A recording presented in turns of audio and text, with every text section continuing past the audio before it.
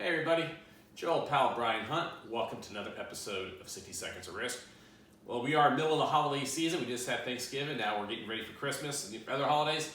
Got my Christmas tree up, getting all festive. And like many, you're probably this time of year starting to have some parties.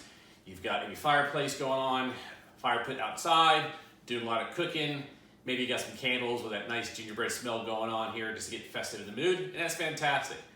But like we always talk about at this show, the concept of risk management is to think about the worst and hope for the best.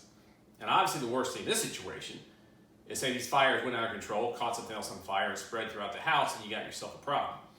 Well, that's not the time to go out and buy a fire extinguisher. You want to have your fire extinguisher ahead of time. So today we're going to talk basics of fire extinguishers. So I've got a couple fire extinguishers spread throughout the house. And part of what you want to know to make sure you have the right type of fire extinguisher is knowing these symbols on the fire. A, B, and C. And for most residential homes, that's exactly what you need, because what you do is A is for the purposes of, say, solids, wood, trash, solid materials that can combust. B is for liquids, like, say, grease or propane or gasoline might catch on fire. And then C is for electrical fires. So these are your primary three threats you might have in your home, and that's why this kind of fire extinguisher is appropriate. For more commercial areas, you might have additional codes you might need for coverage.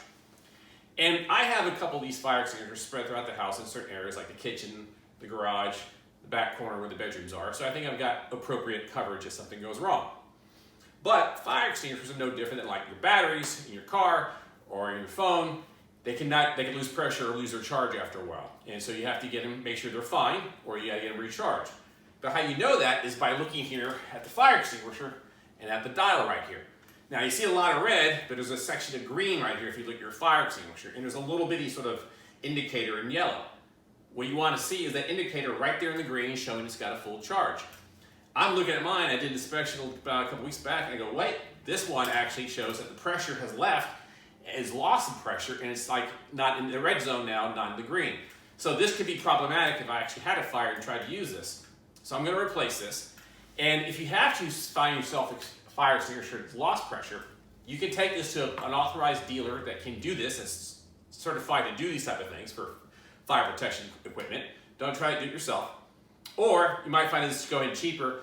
You can recycle it. A lot of times at your county facilities that take things like paint and chemicals, fertilizer, they can take this off your hand and properly recharge it and recycle it as needed.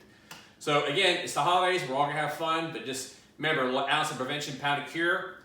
You want to have some extinguishers in your house and your body so that if something goes wrong, you can nip it in the bud before it becomes catastrophic to you and your family. Like all things, guys, I hope you found this beneficial. If there's a certain topic or individual you'd like to see on this show, please let me know. You can also subscribe to this channel where all these videos are posted on YouTube. And you can also find the links to this video on the website formerly known as Twitter, as well as Facebook and Substack. Until next time, guys.